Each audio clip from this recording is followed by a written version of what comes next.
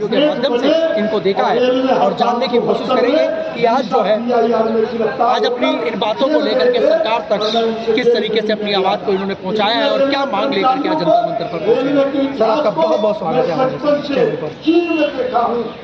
धन्यवाद जी, आज के इस पूरे महासभा को लेकर के क्या कहना चाहेंगे और क्या आपकी मांगे रही? मांगे तो हमारी ये है कि हम चाहते हैं कि भारतवर्ष अखंड तो भी कह नहीं सकते, क्योंकि 1947 में धर्म के आधार पर भारतवर्ष को अखंड भारतवर्ष को खंड खंड कर दिया गया।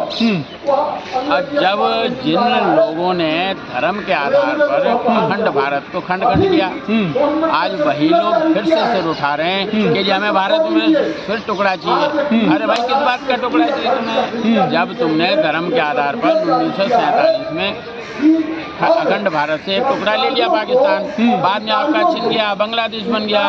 अब वही बांग्लादेशी और रोहिंग्या फिर से भारत के अंदर सिर उठाने लगे हैं, जगह जगह जिहाद फैलाने लगे हैं। कई तरीके के लव जिहाद है, लैंड जिहाद है जी, आप थूक जिहाद है, अब कई चीज़ें। मैं खुद इसमें वर्क कर रहा हूँ। मैं हिंदुत्व के लिए काफ़ी अरसे से, काफ़ी समय से मैं हिंदुत्व के ऊपर काम कर रहा हूँ। और इनकी जिहाद से हम लोग इतने परेशान हैं कि जरा कहीं देखते नहीं मौका है तुरंत जिहाद में चालू हो जाते हैं। तो हमें वो जिहाद नहीं चाहिए। हमें ऐसा भारत चाहिए, ऐसा हिंदू राष्ट्र चाहिए जहाँ जिहाद का कोई नाम हो। यहाँ पर गौ माता की बात करी जा रही है, गौ माता को राज्य माता का दर्जा दिलाने की बात करी है। उसको गौ माता को राष्ट्र माता का दर्जा मिलना चाहिए, राज्य माता नहीं, राष्ट्र माता का दर्जा मिलना चाहिए।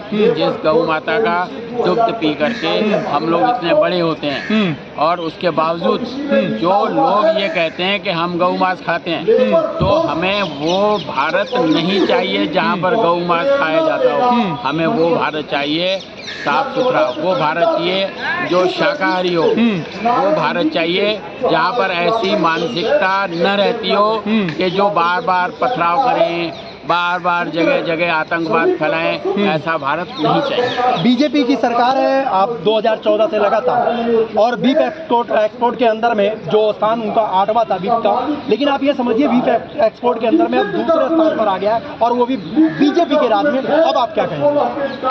देखो, बीजेपी के राज में ये मतलब नहीं है, नहीं, कहीं तो मतलब निकलता है, तभी तो आया। मैं आपकी बात समझ रहा हूँ आप कहाँ जा रहे हो। मैं आपकी बात से हो सकता है सहमत हूँ कहीं ना कहीं जाकर के, भाई बीजेपी के राज में ये बढ़ा। तो वो कुछ जो इंटरनेशनल जो व्यावसायिक पॉलिसीज होती हैं, उनके अंतर्गत हो सकता है मोदी जी पे कोई दबाव हो, या कोई ऐसी प्रशासनिक कोई ऐसा हो जिसकी वजह से उस पर्टिकुलर उस व्यवसाय को बढ़ावा मिला हो। आप कह रहे हैं मोदी जी के ऊपर में दबाव, कहाँ से दबाव होगा? भारत का डंका बज रहा है साहब। भारत का डंका बज रहा है, लेकिन इंटरनेशनल स्तर पे, अंतर्राष्ट्रीय स्तर पे बहुत सारी चीज़ें होती हैं जिसको देखना पड़ता है।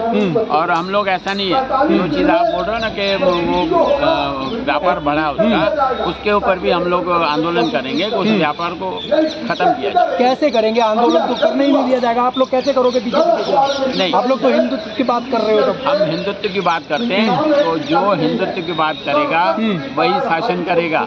और जो चीज़ आप कह रहे हो कि बीफ एक्सपोर्ट बढ़ गया है, उसको घटाने के लिए, उसको बंद करने के लिए हम लोग अलग से आंदोलन करेंगे। ऐसा नहीं कि हम छोड़ देंगे इस बात को। यहाँ पर पहली बात तो हमें अभी सर्वप्रथम हमें ये चाहिए कि हम किसी तरीके से भारतवर्ष को हिंदू राष्ट्र बनवाएं पहले। और हिंदू राष्ट्र कैसे बनेगा? जब CA लागू हो जाएगा, NRC लागू हो जाएगा, अब सबकी प्रक्रिया आई हुई है SIR की, वो पूर्णतः रूप से हो जाएगी। आप ये मान के चलो कि जो हम मांग कर रहे हैं ना, ये अगर 3-4 कानून आ जाएं और संविधान में ऐड हो जाएं, तो अपने आप ही ये हिंदू राष्ट्र। संविधान तो ये सारे पहले से बने हुए थे। नहीं, पहले बने हुए थे, लेकिन पहले की सरकार इन पे ध्यान नहीं देती। आज जब मोदी जी ने इन पे ध्यान देना चालू कर दिया, तो उन लोगों को जो अपने आप को सेकुलर बोलते हैं, जो ये बोलते हैं कि सर्वधर्म, अरे भाई आप किस बात का सर्वधर्म मानते हो?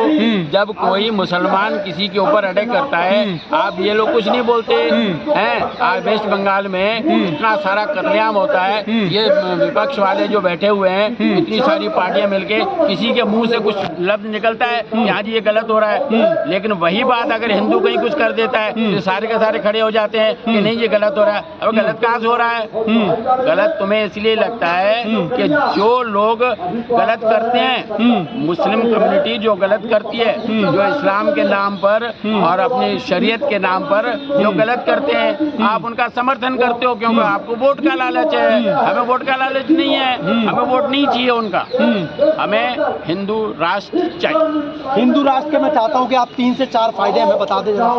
हिंदू राष्ट्र के 3 से 4 फायदे बता दूं। हिंदू राष्ट्र का सबसे बड़ा फायदा ये होगा कि जो कुकुर मुत्ते टाइप जगह जगह ये आतंकवाद फैलते ना, ये आप मान के चलो कि जिस दिन NRC या CA या ऐसे कई जो कानून हैं, या 2 बच्चे के बाद वोट देने का अधिकार बंद हो जाएगा, वोट देने का अधिकार खत्म हो जाएगा। अच्छा। हाँ, तो जब ये लागू हो जाएगा, इनकी जनसंख्या पे कंट्रोल होगा, इनका लैंड जिहाद बंद हो जाएगा और इनका लव जिहाद वाली प्रक्रियाएं जो हैं, जो सख्त कानून बनेंगे, धर्मांतरण पे सख्त कानून बनेगा कि जो भी धर्मांतरण करेगा, जैसे आसाम में बना हुआ है, ठीक है जी, उस पर सख्त कार्रवाई होगी। आप मान के चलो कि जब ऐसी कार्रवाई होनी चालू हो जाएगी ना, तो जो सनातन धर्म आदि अनादिकाल से चला आ रहा है, उनमें कभी भी ऐसी भावना नहीं है कि वो किसी और को जीने न दें। लेकिन इनकी मानसिकता ये रहती है कि अगर हम जी रहे हैं तो सिर्फ हम रहेंगे, वो सामने वाला नहीं रहेगा। सामने वाला मतलब सनातनी, सामने वाला मतलब हिंदू, वो नहीं रहेगा, हम रहेंगे। तो ये मानसिकता खत्म हो जाएगी। आप कह रहे हो मानसिकता खत्म हो जाएगी। धीरेन्द्र शास्त्री जी को आप जानते ही हैं। एक मामला जो है अभी वो मीडिया के अंदर में बड़ा प्रचलित चल रहा है। धीरेन्द्र शास्त्री जी का जो है वो लड़कियों का जो है सप्लायर का मामला सामने निकला, इसके ऊपर क्या कहोगे? धीरेन्द्र शास्त्री जी का लड़कियों का सप्लाई, बिल्कुल सप्लाई का मामला भी सामने निकला हुआ। हमने अभी तक मैंने कोई वीडियो देखी। चलिए मैं लगा रहा हूँ वीडियो, आप देख लीजिए। मैं देख लूंगा, मेरे इसी स्क्रीन पे लगेगा। देखो, ऐसे तो मैं आपको बताऊं, बापू आशाराम जी के ऊपर केस लगा हुआ है, अभी तक जिनकी जमानत नहीं हुई है। ऐसे कई केस मैं बता दूं, जो रेप केस के अंदर, बलात्कार केस के अंदर साल भर में 1.5 साल में लोगों को जमानत मिल गई है। एक ऐसा वो हिंदू संत है जिसको जमानत नहीं मिल रही है। उसका कारण यही है कि उनकी मानसिकता खराब है। जब उस समय केस हुआ, ये कांग्रेसी मानसिकता थी, कांग्रेस की सरकारें थी, उन्होंने केस बनवाया, इसलिए केस बनवाया कि वो गुजरात के अंदर छोड़ो, छत्तीसगढ़ के अंदर और आंध्रा के अंदर जो इंटीरियर एकदम जहाँ आदिवासी लोग रहते हैं, जहाँ पर ये धर्मांतरण, ईसाई मशीनरी धर्मांतरण को बढ़ावा दे रही थी, लोगों को लालच दे करके। लालच कैसा देती है? आपकी तबीयत खराब है, आपने नौटंकी की, आपके हाथ रखा ठीक हो गया। अगर तुम्हारी प्रार्थना में, तुम्हारे उस प्रेयर में इतनी ताकत है, तो तुम्हारा पोप आज भी ऐसे बैठ के चलता है, उसको ठीक क्यों नहीं करते?